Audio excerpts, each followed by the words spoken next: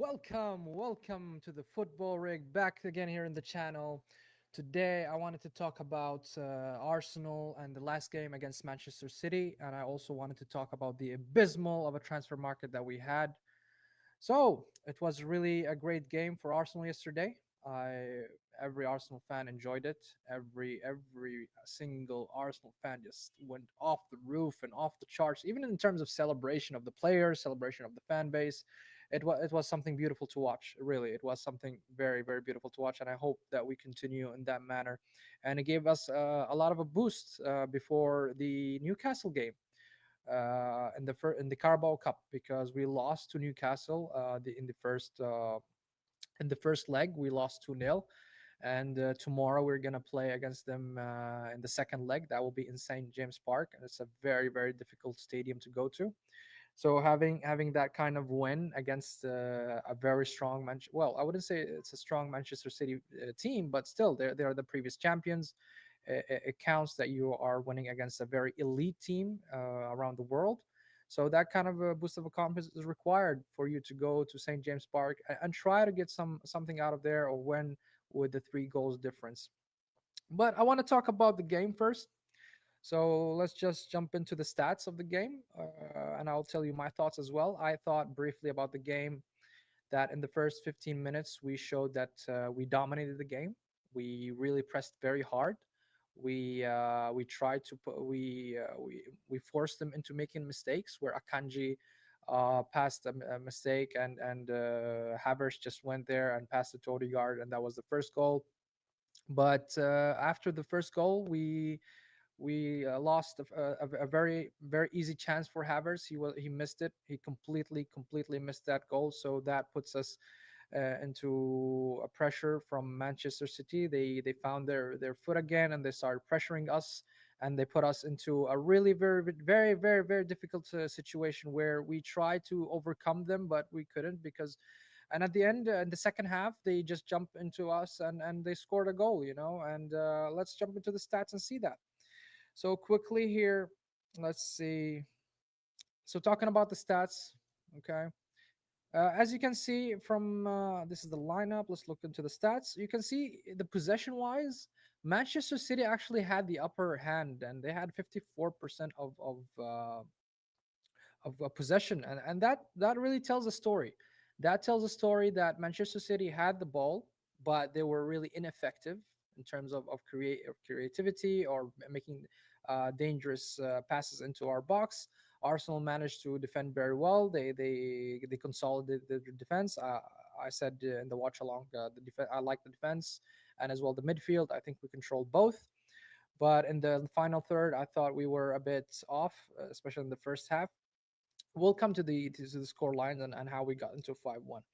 And after that, once Manchester City scored, you know, Arsenal scored in less than a minute, and I think those are one of the fastest, reaction that you can have, and the best reaction that you can have once you are you get a goal and right away you score another goal. That's really shows character from Thomas Partey and the rest of the team. And from there, City just crumbled. In the last 20 minutes, I would say from minute 60 and above, or last 30 minutes of the game, City just they're gone. They lost their legs, they lost the confidence, they lost everything, and I think Arsenal capitalized very well, and that showed character. And I hope that they show the same character and also performance against Newcastle. But in terms of stats, I think it's a bit of 50-50 game, and that's what actually we saw. But in terms of conversion, Arsenal was way ahead of Manchester City. They managed to force errors and they managed to score from open play. There was no set pieces, so nobody can complain or bitch about it. But when it comes to the scoreline, it was fair because Arsenal really dominated in the last 20 minutes, I would say, and we showed them who the boss. But why I wanted to talk about this game mostly is because Arsenal fans and including myself, we celebrated really hard. But I would like to celebrate, winning stuff. I don't want to just celebrate winning against Manchester City. It's nice. It's nice to win against a big team like Liverpool or United or City or Chelsea, it's very good to batter them there and really, have those huge scores.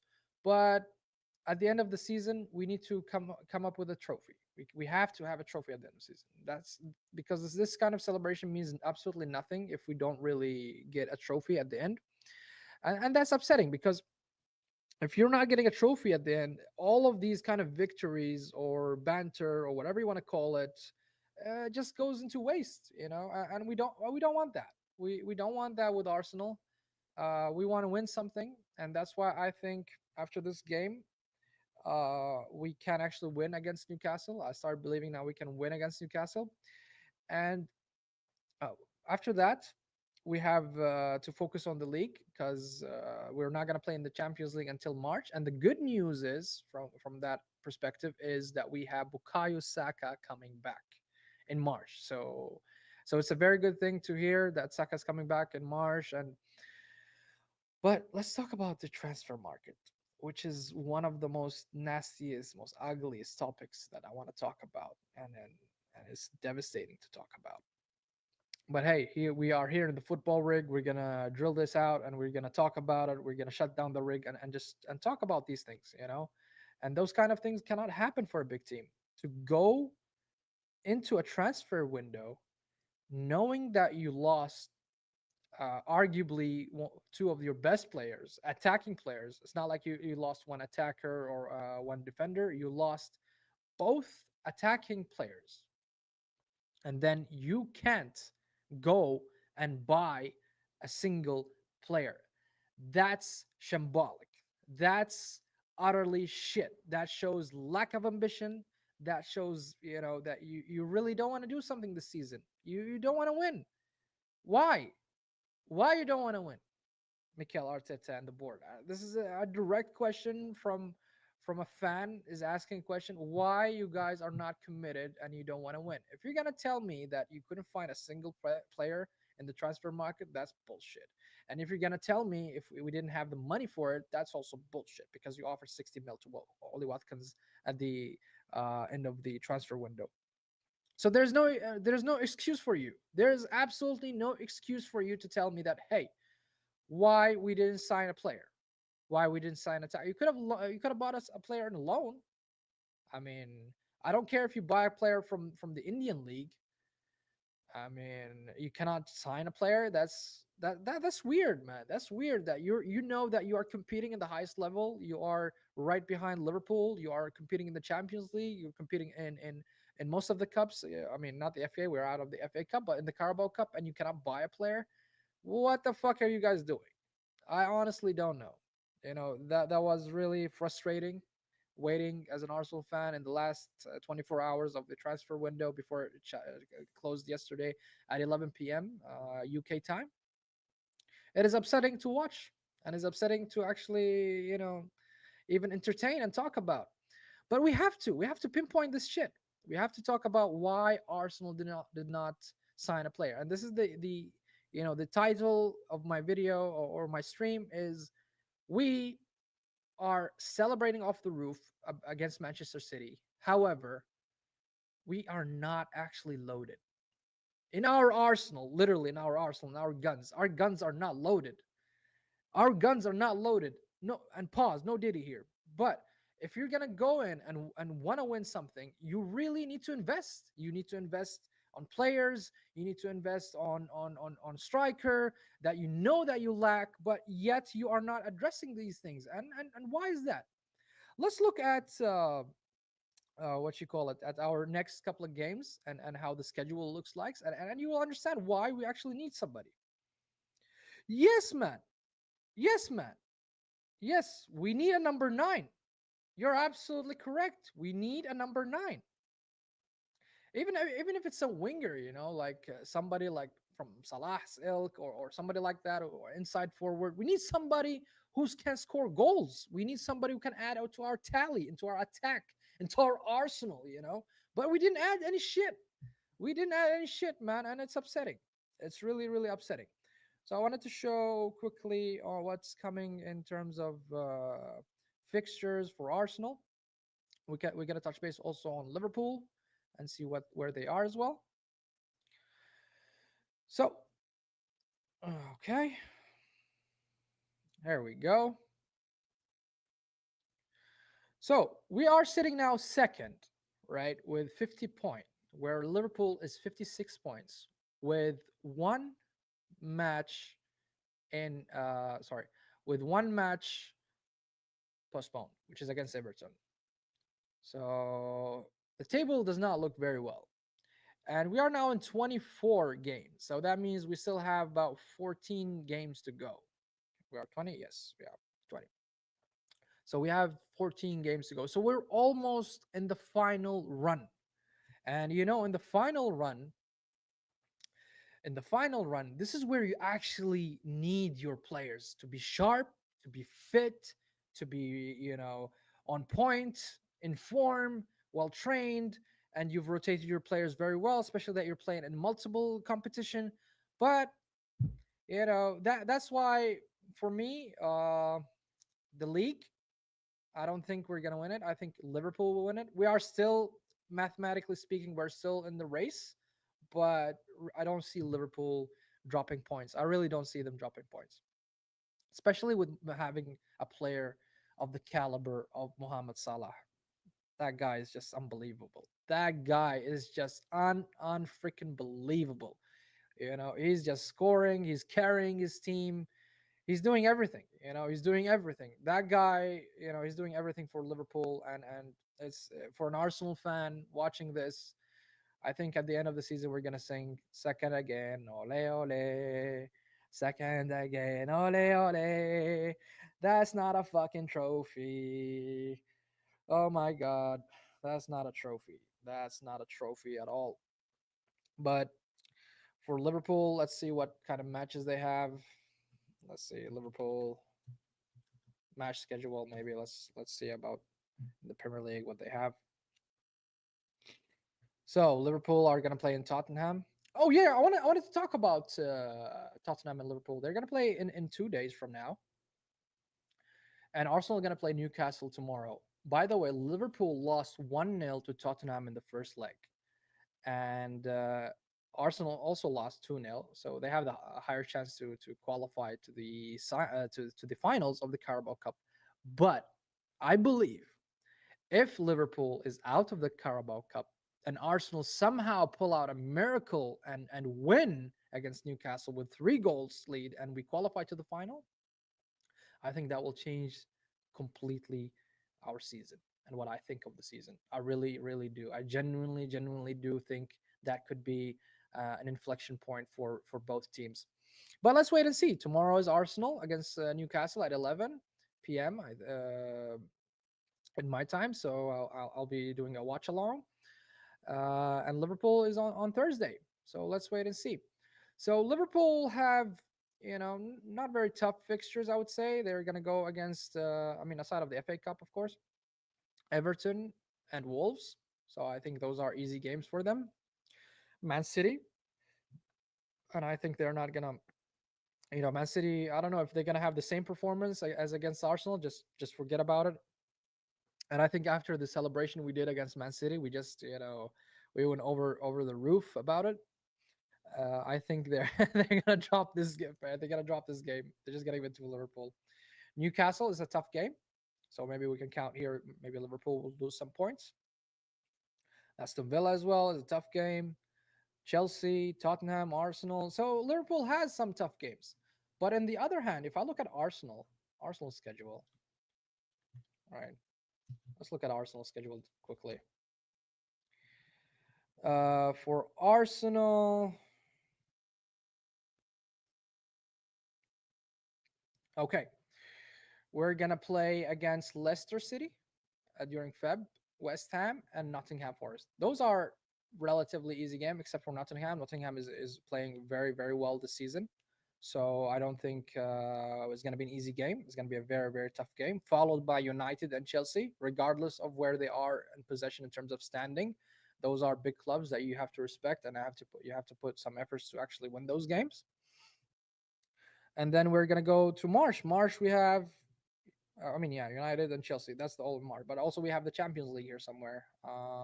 is going to be determined once the playoffs and the knockoffs of the Champions League will happen. Followed by Fulham, Everton, Brentford, Ipswich, Crystal Palace, Bournemouth, Liverpool, Newcastle, Southampton. So, in my opinion, Arsenal have an easier run than Liverpool. But the question always remains, right? I'm just going to close this now. The question always remains that is Arsenal going to, capitalize if Liverpool loses and drop points?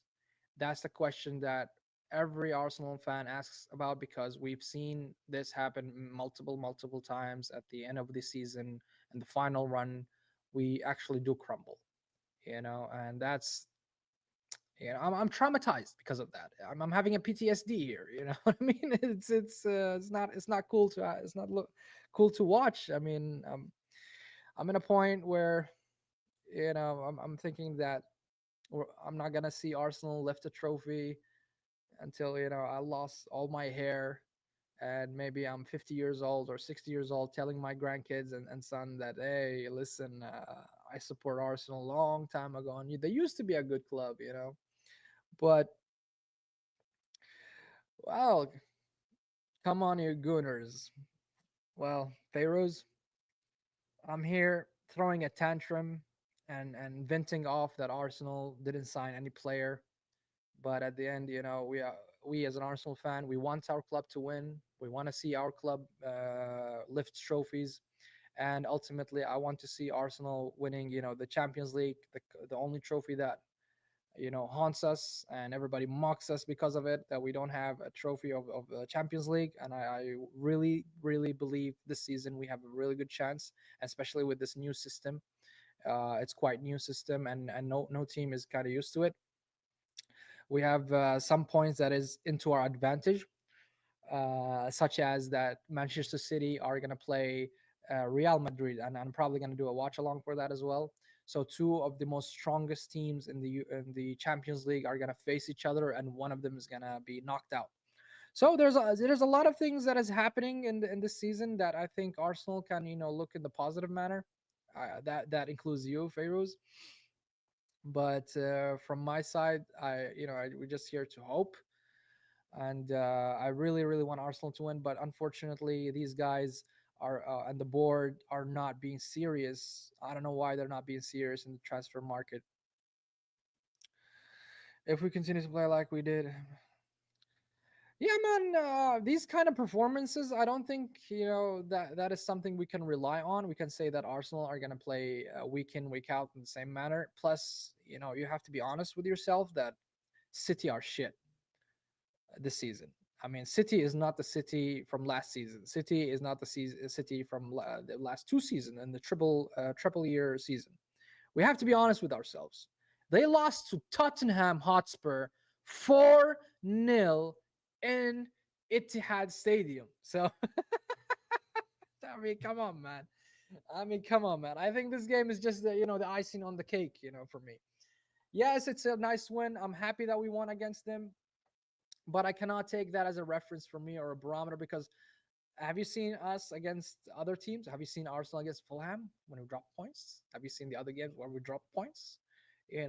Those are things that you cannot, just ignore.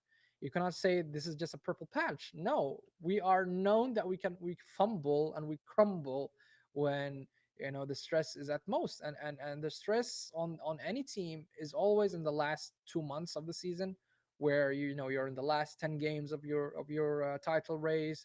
If you qualify to the Champions League semifinals or stuff, it's going to be really tough. Games I mean, the other clubs are playing very tough, and they're trying their best, and they're really going into it. They're not going to allow you to score. And sometimes in the Champions League, you only have one chance the whole game, one chance or two chances max. And if Havertz drop a stinker, oh man, I'm gonna cry. You know what I mean? We don't have a clinical striker, Peruz, and that's why I cannot say that Arsenal are consistent. I cannot say with confidence that Arsenal can do it. I really cannot say that. I want to, believe me, I want to, but I can't. Let's hope. Yeah, man, I do hope so too. That's the good thing about the result against City. I think it gave us the confidence to believe that we can. I mean, scoring five against Manchester City is not something common that you see, especially in the last 10 years, on how successful Manchester City was. But you know what was really interesting for me, last yesterday I was watching the press conference of Pep Guardiola, and also I watched the press conference of Mikel Arteta. Do you know that this is the heaviest score that Pep Guardiola had since the moment he stepped in Manchester City? So that's something. That's something that you win against Pep Guardiola, four plus goals. That's something to be proud of. I mean, you're against Pep Guardiola. Pep Guardiola is considered to be the best manager of the world. But hey, I do hope so too, Feroz. I really wish that we can, win against Newcastle, because if we do win, we're going to go straight to the finals.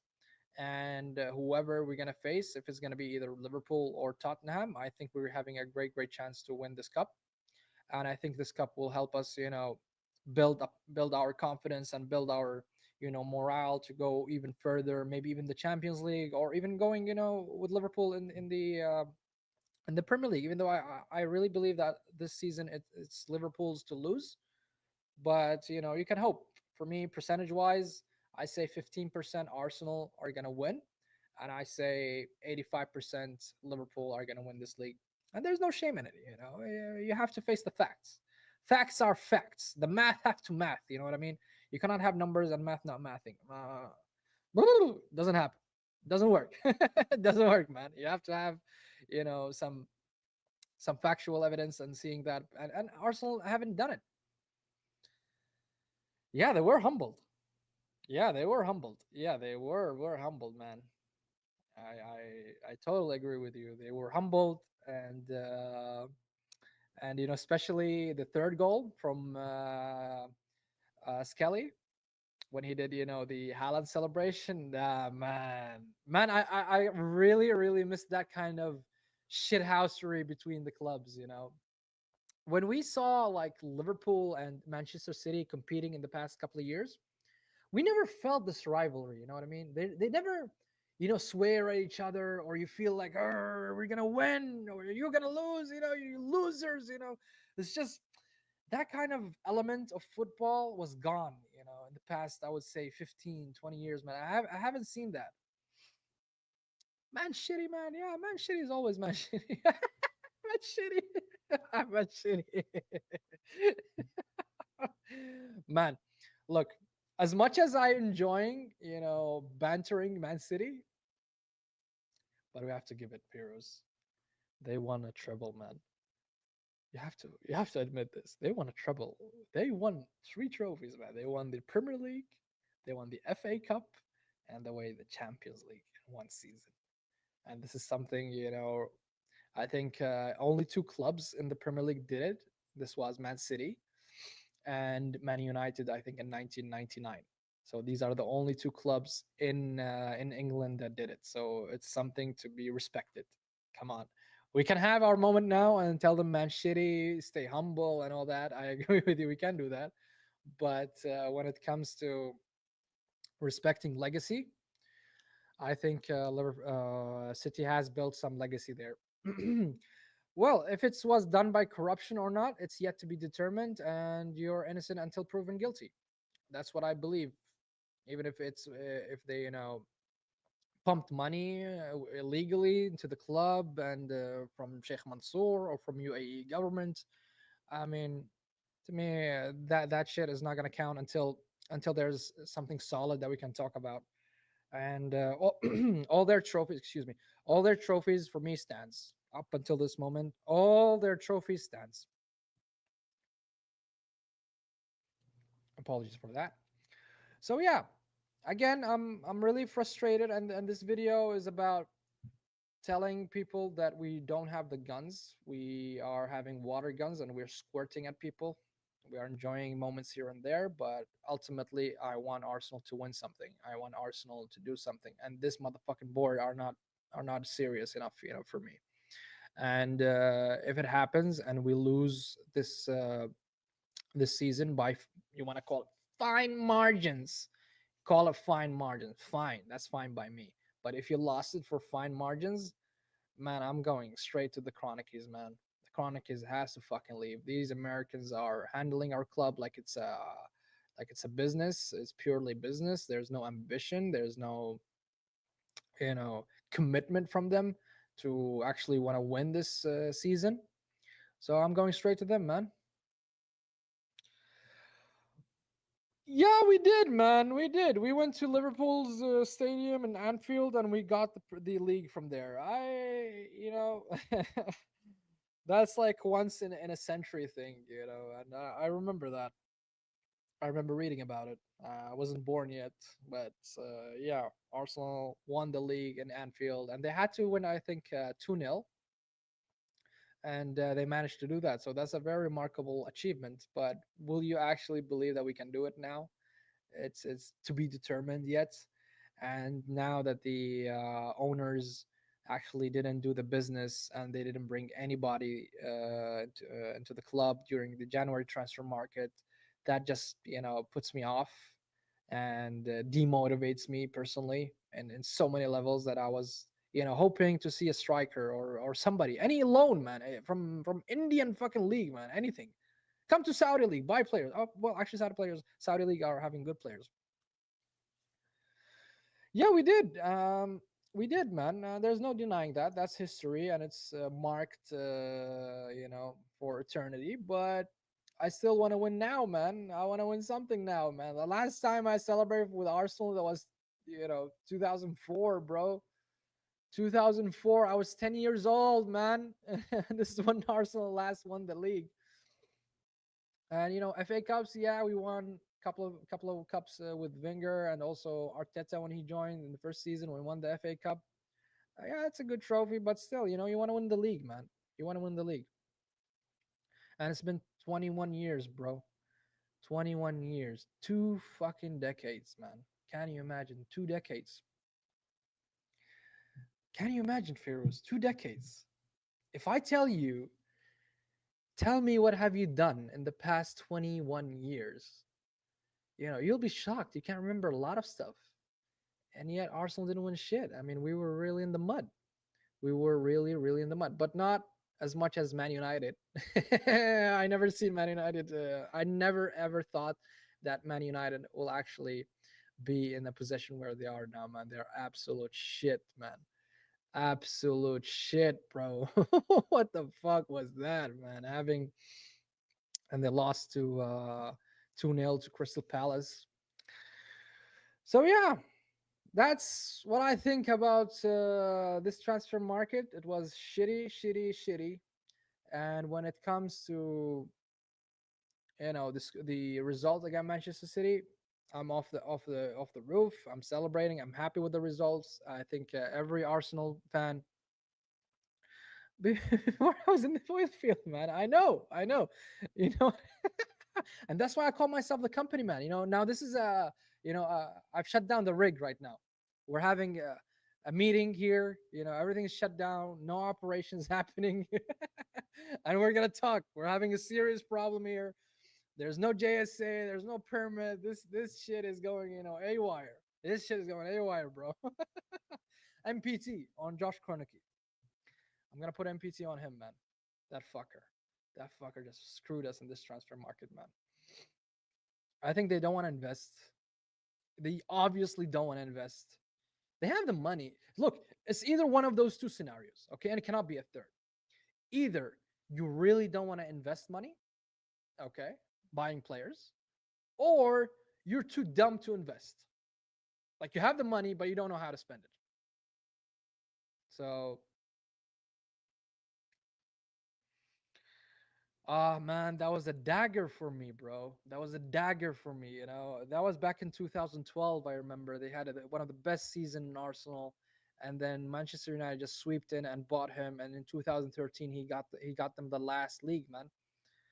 Man, don't remind me of those days. Don't. Ferouz, you are reminding me of very, very dark ages, man. When you say stuff like this, when you say stuff like this, man, I'm really, really upset. You just upset me. You just ruined my mood, bro. Uh, We lost. I mean, we didn't do shit in the transfer market, and you're just piling those shit on me, man. Yeah, Robin van Persie was a player, was a good player, really. I really like Robin van Persie, and I believe, and I said this in one of my videos before, that Robin van Persie was the last striker that Arsenal had. And a lot of people will debate me and tell me, yeah, Emre Aubameyang was good. Yeah, he was good. He can score 20 goals ish, but I never rated him as much as I rated Van Persie. Never, never, ever, ever. Not in all went down. Well, I don't think it's because Robin van Persie. I think because Ferguson actually retired, and Ferguson was the guy who's holding that crumbling boat together. Ferguson was just not a football coach. He was a football manager. I agree. I agree with you, MKM. I'm coming to your comment in a second, but I want to address a few yours here. I don't think it was because of Van Persie, and that season, I think Ferguson retired, and that's the real reason why Man United crumbled. It showed the crack in their system. It showed the crack in the board, and it showed that they don't make those guys anymore. I mean, now you're hiring a coach, and you're expecting from him to be a manager. A coach cannot be a manager. He's a football coach. You need to have people that are responsible for the transfer market, doing the analysis on which player has the best potential. But yeah, Van Persie was the best striker at that time. Yes, he was. Yes, he was. I totally agree with you, and that's why Man United took him from Arsenal, and they instantly won the league. And Man City was, they won the 2012 season, and then they bought Van Persie. Man United bought Van Persie, and they straight away won the league with shitty players, by the way. But they had Sir Alex Ferguson and they had Van Persie, so that's why. What? Alex Silvergus, okay, was up there with RBB until he got robbed by Man United. What do you mean? Can you clarify that point, Fears? I didn't get it. They robbed us, man. What do you mean they got robbed? I totally disagree with you. I'm sorry, MKM. I totally disagree with you. Giroud was not a clinical striker. Giroud was not a clinical striker. I'm sorry. The amount of goals he used to miss, man. Oof, it used to frustrate me, man. Frustrate the hell out of me. And he's too slow and lethargic, and he scores like one goal out of I don't know 7 chances. And that's not a very good conversion rate for me. I'm sorry. He was a good-ish player, but I wouldn't rate him. I didn't rate Giroud. Yeah, here. I mean, Alexis Sanchez, but Alexis Sanchez was not a number nine, right? He was an inside forward. He used to play a lot on the left side. So we're talking about number nines, I think here, like Van Persie, Giroud. But yeah, Alexis Sanchez was one of the great players that actually played for Arsenal. He destroyed his career once he went to Man United. He went for the money. They offered him 400K a week, where Arsenal was around I think 200 ish, and he completely destroyed his career. Completely destroyed his career. And he went for the money. And I believe I read a couple of articles of a statement that he made later on, of course, that he said he called his agent right 24 hours after this was 24 hours after the signing, right, when once he signed with Man United. And they said that he called his agent and he told him, is there a way back to Arsenal, because he didn't feel comfortable, or I don't know, the ground was shit or whatever. And it wasn't a pleasant move for him. The best part about Alexis Sanchez when he moved to Man United, I'll tell you the best moment, is the commercial they made and the announcement. Playing the piano and enjoying Sanchez. That was the best moment in Man United. Oh man. Ah. Oh, you're talking about the Leicester City season, right? 2015, 2000. Oh man, Feroz, man, you are killing me here, bro. You are absolutely killing me, man. You are bringing very, very dark memories, bro. You are bringing very dark memories, man. I came to this stream knowing that I'll be, complaining and bitching about the transfer market, but you are just piling all the shit on me, bro. Oh my god, Feroz, I don't appreciate this at all. I really do not appreciate, the dark walk into my memory lane. Really, I don't. Yeah, Lacazette. Nah, bro, come on, bro. You're talking about me with Lacazette? We're talking about Van Persie here, and you're telling me Lacazette? Oh, man. What the fuck is this player, man? He's absolutely shit, bro. I'm sorry, man. Oh, man. Look, the strikers that I witnessed supporting Arsenal for 25 years is Thierry Henry, number one, and Robin van Persie, number two. I'm sorry. Those are the only strike. I would add Aubameyang there as a third because he used to score like 20 goals a season. So, you got to count that. But when it comes to Lacazette, man, by the way, I rate Giroud better than Lacazette. If you said Giroud, I would rate him better than Lacazette. I'm sorry. Giroud was better striker than Lacazette during the 10 year in Arsenal. I'm saying maybe in previously in the French league or League One, whatever. Maybe they were better. Lacazette was better, but when it comes to Arsenal, during the period of Arsenal, I think Giroud did much better than Lacazette. Lacazette was shit, man, bro. He doesn't run, he doesn't shoot, he doesn't strike, he doesn't pass. I don't know why. I know you bought him for 50 mil. That was supposedly a marquee signing at that time. You know what I mean? Spending 50 mil. That's a lot. That's a lot that coming out of your pocket, and you're expecting a lot. But nah, he didn't deliver. I'm sorry. I have to disagree with you, MKM, again. Yeah, Vero's just Yeah, I agree with you. He was a beast at Leon, but he didn't convert, that aura or that performance that he had in Leon, and that's why he was rated as 50 million player. I mean, but when it comes to his 10 year in Arsenal, I don't think he did well, man. I really, I didn't like him. I didn't rate him. Nah, out. Just get the fuck out of my club. Just like Havertz. I don't rate him, man. He's utter shit, bro. And unfortunately, we didn't sign a player. I'm again going to repeat this, and I'm going to keep repeating it because I think at the end of the season, I think I'm going to go back to this moment and say, why didn't Arsenal buy a player? You know, why didn't Arsenal buy a fucking player? I don't know if it's a mistake or not, but I think you repeated the comment 3 times. Okay, say he was a beast playing with Lyon. Yeah, Leon.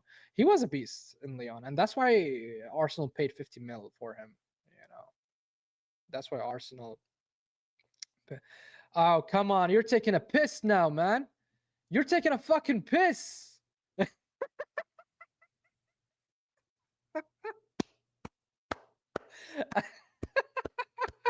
I have to. Lord Bentner, man. Holy shit, bro. Oh my god. You guys are taking way back, man. And it's not a pleasant journey for me down that memory lane, bro. Lord Bentner. Oh my god. Oh, okay, I'm gonna screw you, man. You're taking an absolute piss here. Oh man.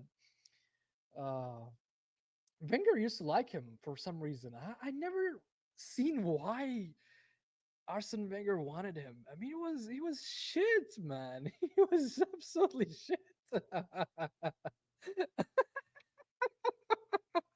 Like, man, even favors, man. Let me just remove this blur thing, man. It's hurting my eyes. Also seeing myself like that, but not yeah, just but not, bro. Yeah, man. Bintner. Oh man, if Bintner was in the current, you want to call it standard and stuff, we would sell him for 40, 50 mil easy, man. Man, we sold Eddie and Ketia for, I don't know, 30 mil, man. Eddie fucking Ketia, man. Oh man, that was a nasty era. That was a very, very nasty era, man. Gervino. Was it one of those panic buys when we lost 8-2 to Man United? Wait, let me recall. We bought Mertesacker. We bought Arteta, I remember. Andrea Santos. Oh, and Yusuf Benayoun, the Israeli player. Okay, no, no, he wasn't from that batch. Maybe it was in January, maybe or something. Gervino was, you know, one player that passes by, you just say hi. He's one of those players. Zero impact, zero goals, zero assists, zero everything.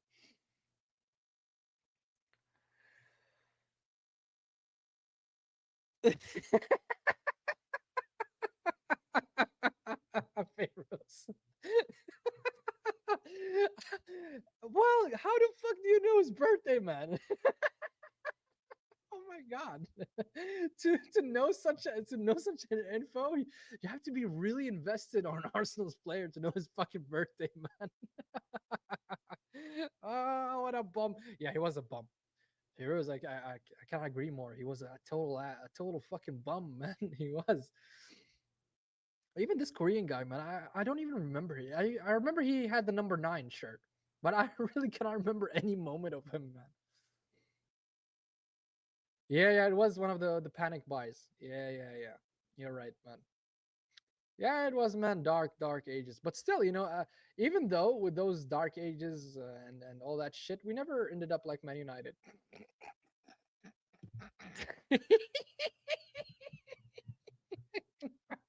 I hope there's no Man United fans here, man. I would love to talk a Man United fan. I had a couple of people at work, man. There, I told them to watch, and they said, "No, man, we're Man United. We're not gonna support you." I'm like, fuck off, man. Oh, Man United, man. Oh, man. But yeah, we've seen some dark ages. We've seen really some dark ages, Pharaohs. And believe me, it wasn't nice years, even for me. I mean, I used to hide myself, in university, in school, man. I was scolded, from every direction, losing here and there. Wow, wow. You actually remember the birthday.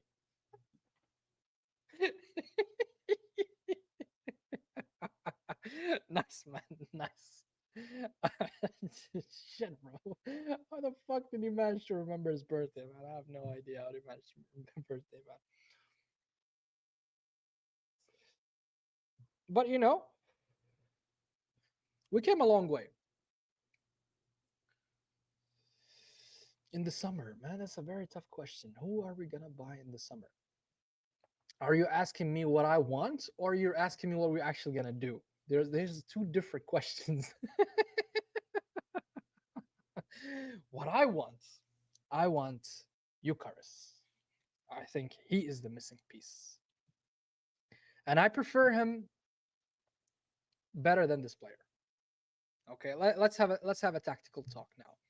I prefer signing Eucharist better than Isak, and the reason being is because Eucharist have some qualities that we need. And what is that?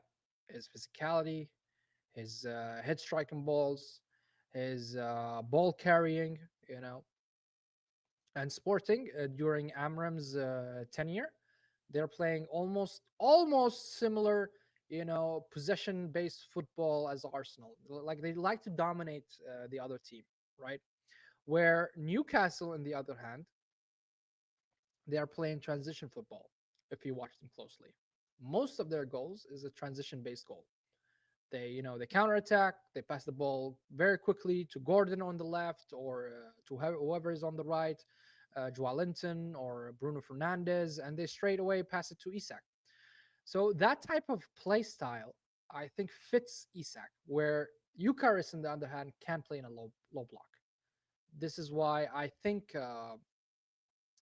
Eucharist is a better player for Arsenal specifically.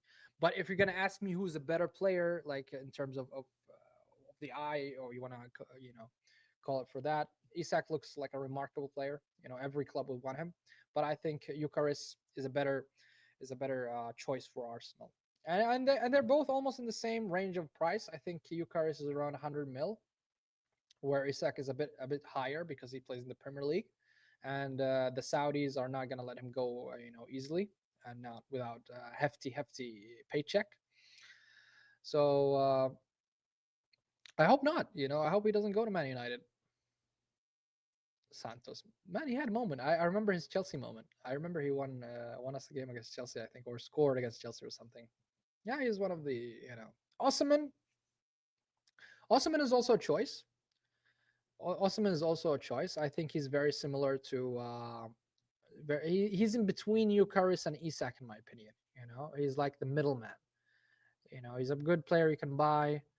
Um, and I think his injury record is not as high as Isak. So there's that. You have to consider also availability, right? Availability is the best ability. So you don't want to buy a player and then 2 months or 3 months he's excuse me, 2 months that he's out for injury or stuff like that. Isak has a bad record when it comes to injuries, but Eucharist and Osimhen, I think they are better from that aspect. But if you guys gonna ask me personally, I think Eucharist is the way to go. I would put everything on that. Whatever they ask, they want 100 mil, they want a 90 mil, they want 120. You have to put that money, like you did with Declan Rice. You wanted Declan Rice, you committed yourself to it, you broke the bank for him. Even though Man City came for Declan Rice, by the way, Man City offered, I think, in the range of 90 million or 95 million. I can't remember the exact number. And Arsenal just came and say, "Hey, we're gonna buy 105. Here we go." And we have to do the same with Eucharist. We have to do the same with Eucharist. I think he's the striker I would personally go for. I totally agree with you guys. Eucharist.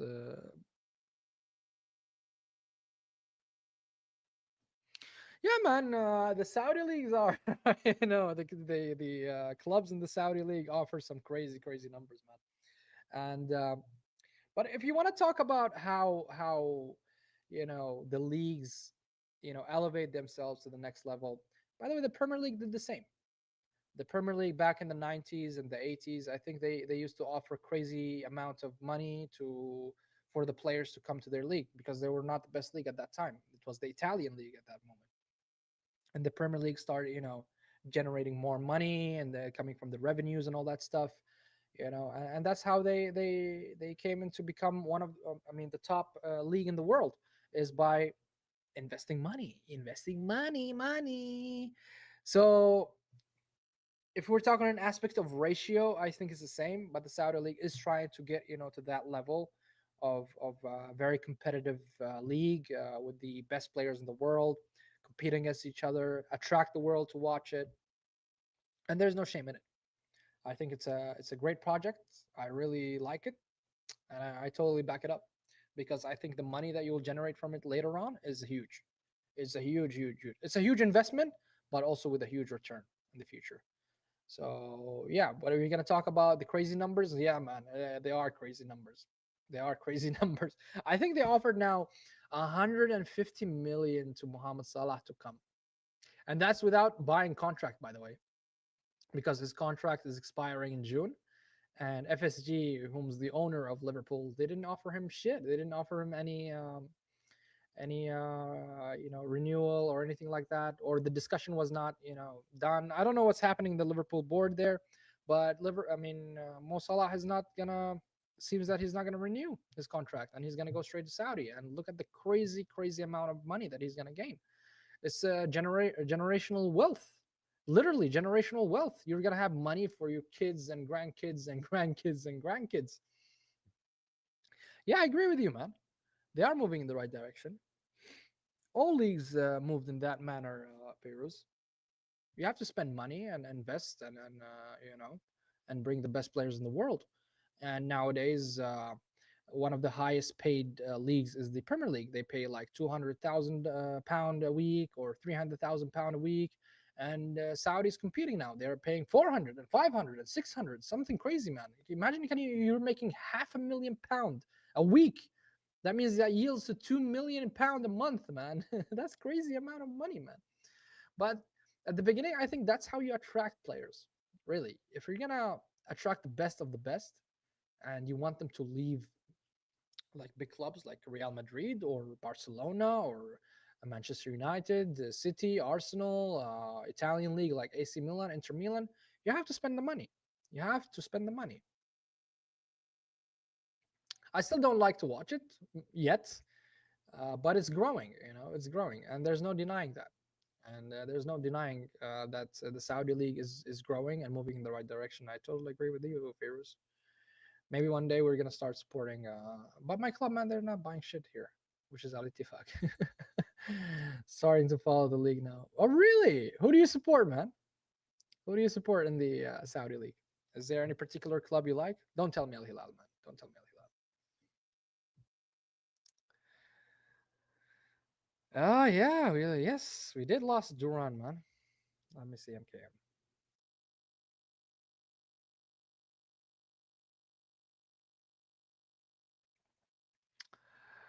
Look, I agree and disagree with the statement. Let me break it down for you. First off, when you're talking about investing in local players, right? I This is the best investment to a local player. You bring a superstar, you bring a talent from outside, wherever they're from Brazil, from Europe, from Asia, from Africa, whatever. You bring the best of the best, right? And then when the local players that are playing to X or Y or Z, they are playing among elite players, you know. And when you are playing with elite players, you learn from them, right? You learn from them not just football skills, whatever. You learn from them behavior, you learn from them commitment. You see how they do things. Um, you try to mimic their lifestyle. If their lifestyle, it's let's call it better, just for the sake of the argument, because they have like a special a diet system. So you learn. So that kind of elevates your local players. When you are sitting next to Cristiano Ronaldo, one of the best players in the world, if not the history, right? And you're learning from this man. This man is a fit man. He's almost 40 years old and playing the highest level he can. It's amazing, man. It's amazing to witness such thing, man. To witness greatness. To witness somebody who's really professional. That's how you learn.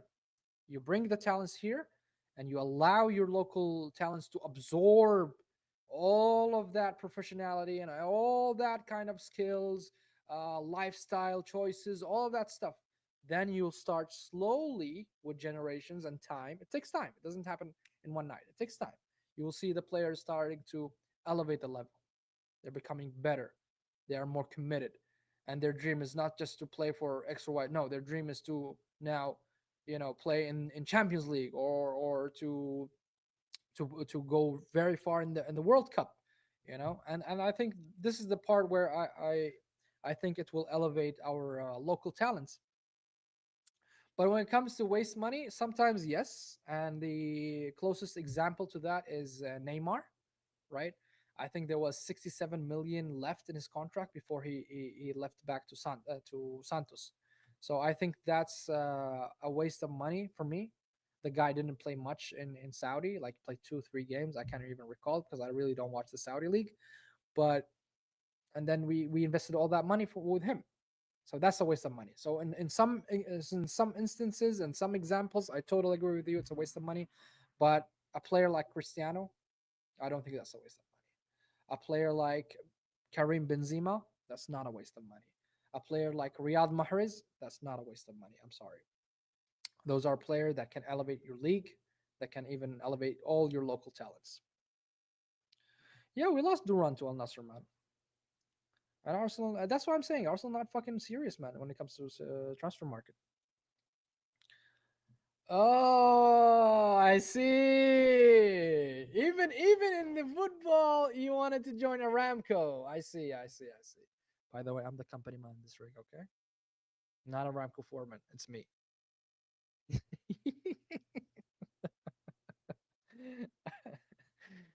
uh, you guys think that the right person to bring Arsenal to the next level? I highly doubt it. And I think this year is either make it or break it for me, because he had his time, he had his moment, he had his chance, and if he doesn't win anything this season, I think he should leave. Personally, I think he should leave. But if he wins something, I think you should give him a chance, even if it's a Carabao Cup. If he wins you a cup, let him be. Let him go next season. Give him what he needs. But if he doesn't win anything, ah, just fuck off. Just leave. And that's my opinion. And nobody will change that in my mind. Even if he loses, let's say he loses 1 point in the league with Liverpool, and let's say he went to the final of the Champions League. I'll give you some context, right? And he went to the final of the Champions League and he lost it to, I don't know, Real Madrid, or he lost it to Inter Milan or somebody like that, or Barcelona or whatever. Let's call traumatized and PTSD back in 2006 where we lost to Barcelona. Let's say that happens. We qualified to the final and we lost. I still want him out. I still want him out. I think we are. He got us to the point where that's his limit. That's his cap, and we need somebody just to push us to the next level, like Ancelotti maybe, or I don't know, somebody from that ilk. I would take Inzaghi. And Filippo Inzaghi, man, is a great coach. He's winning there. He's dominating in the Italian league. He knows how to win, and we have a lot of defenders. I think we would fit his play style. So this is my opinion from Mikel Arteta during this season. If he doesn't win anything, he has to leave. He has to leave. I cannot back him up anymore. Just for information, favors, just to be clear, that I back this manager, especially when he qualified us to the when he got fifth and then second. I back this manager, but yeah, I cannot back him anymore. I'm sorry. You think he is the guy? You think he is the guy? Hmm. I don't think. Yeah, I agree with MKM here. I think he did his best, and I think he should leave at the end of the season in the condition that he doesn't win anything. If he doesn't win anything, I think he should leave. I really think that he should leave. Period. I think he should leave. But yeah, he took us to the point of competing. We started to go, competing in the Premier League, competing in the cups. Not even the cups, man. He's throwing the cups in the bin.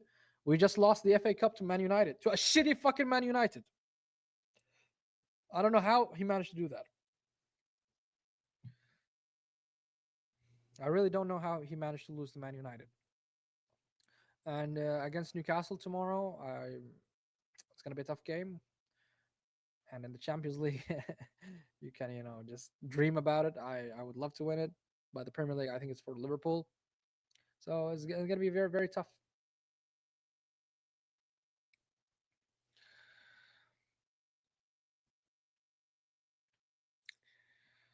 Look, Feroz, every player that entered this football club since Mikel Arteta was assigned as the head coach, he approved it. Okay.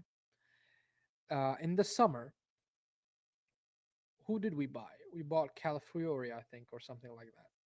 I didn't think we needed another defender. Why he didn't go for another striker? Tell me why. Is it because the board told him no? We're not gonna buy a striker. We're just gonna buy a defender. Do you really think that the board will say that to Arteta? Or was those um purchases or try? I mean, the targets that he got, was it from him or from the board? Yeah, man, it's this is the yeah, I agree with you. I'm coming to your comment again, MKM. So, Feroz, I think that every single player came into Arsenal during Michael Arteta tenure. He chose that player. Period. And I think the board gave him the money, gave him the choices, and he chose wrong. This is what I think. Yeah, man. Even Ten Hag won 3 trophies, man. Yeah, and they sacked him. And they sacked him. So why we cannot sack our manager? He haven't won a trophy in 5 years. Not a single goddamn trophy. So why we cannot sack him? Just because we are getting second?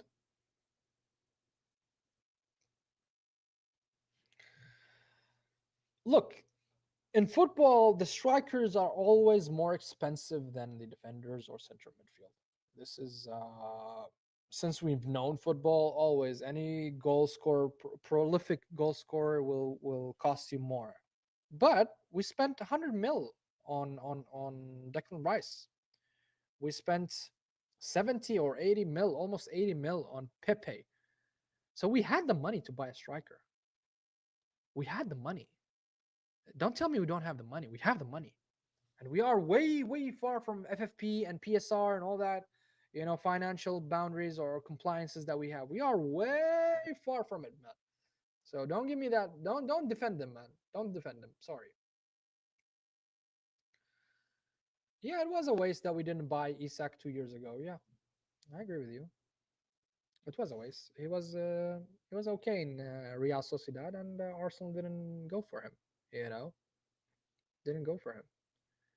There you go, man. There you go. This is what I'm talking about.